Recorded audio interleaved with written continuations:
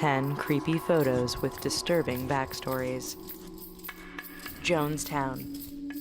Have you ever wondered where the saying, "don't drink the Kool-Aid" came from? Well, look no further than Jonestown. This compound, built in the forests of South America, was to be the home of hundreds of mostly American followers of a religious cult called the People's Temple. In 1978, fearing the U.S. government was going to attack, the more than 900 members of the cult drank Flavor Aid spiked with cyanide and Valium. Taken before that fateful day, this photograph shows Jim Jones and members of his cult entertaining guests in the Jonestown compound. If you look closely, you'll notice they all appear to be drinking from a tub filled with a dark liquid, possibly grape Flavor Aid. 19th century family portrait. At first glance, this picture of a Victorian-era family looks pretty normal. But do you notice anything when you look more carefully at it? If you notice that the parents seem blurry while the daughter is crystal clear, there's a good reason. During the early days of photography, it was normal for people to have family pictures which included recently deceased relatives. In this instance, the daughter's image is clearer than her parents' because she is dead and not causing any motion blur. It's a creepy trend which has fortunately fallen out of style. Pogo the Clown.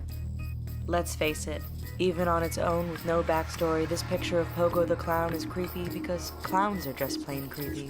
Unfortunately, this photograph has a disturbing background which makes it all the more creepy. Pogo the Clown was the entertainment alias of notorious serial killer John Wayne Gacy. Between 1972 and 1978, Gacy murdered 33 young men and hid most of their bodies inside his Illinois home. When he wasn't murdering people, Gacy was entertaining people at charitable events dressed as Pogo. After hearing this, we bet you'll never look at clowns the same way again. The New Year's Day picture. It probably takes you a second before you can pick out the disturbing image of a man pointing a gun towards the camera in this photo. The picture was taken by Filipino counselor Reynaldo Dagsa and is supposed to be just his family who were out on the town during New Year's Day 2011. However, when he snapped the pic, Dagsa also captured 2 other men, one of whom was seeking vengeance for being arrested on the counselor's orders for car theft. Disturbingly, as this picture shows, Dagsa's last living act was taking a picture of his own assassination. The house party.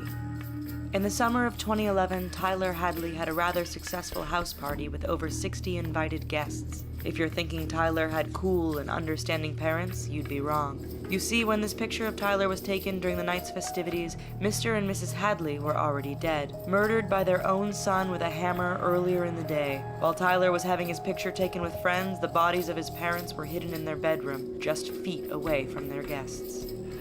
Candyman. Known for handing out candy to neighborhood kids, Dean Corll was given the nickname Candyman. What wasn't so sweet about this guy is that he was involved in the torture and murder of at least 28 boys between 1970 and 1973. In 2012, a filmmaker doing research on Corll came across this Polaroid in a pile of his personal belongings. Disturbingly, it shows a young boy handcuffed beside a toolbox of Corll's torture instruments. Making the whole thing even creepier is that the boy in the picture was not identified and still remains a mystery to this day. John Lennon meets a fan.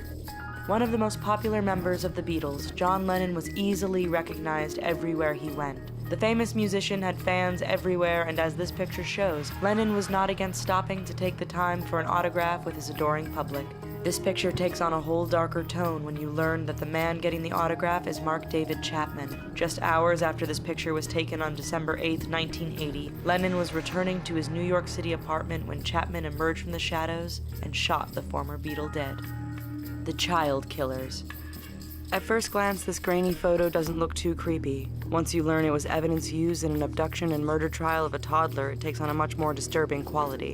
In 1993, James Bulger was out with his mom, who was going to the butcher's near Liverpool, England. When she briefly stepped away from James, 2 10-year-old boys moved in and abducted the 2-year-old. The picture shows one boy holding Bulger's hand while the other walks ahead. 2 days later, the toddler's mutilated body was found by some nearby train tracks, and the boys were arrested. The class photo of '99. Striking a pose, making silly gestures, or just smiling politely, this class photo is, in many ways, no different than any other class photo ever taken. There is, however, one disturbing difference. After looking the picture over, did you notice the group in the top left corner who looked to be aiming imaginary guns at the camera? Two of these Columbine High School students are Eric Harris and Dylan Klebold. Just weeks after this photo was taken, Harris and Klebold would perpetrate one of the most infamous school shootings in American history. The girl in black. You could be excused if you initially thought this picture was just a poorly taken picture of a girl or a still from some B-rated horror movie. In a sense, the horror movie point wouldn't be far from the truth. The picture is of 14-year-old Regina K. Walters, a runaway who was later found murdered. What makes this creepy picture most disturbing is that the photographer is her killer, Robert Ben Rhodes. Rhodes had cut Walters' hair and forced her to wear the black dress and heels before taking her out to a secluded barn where her body was later found.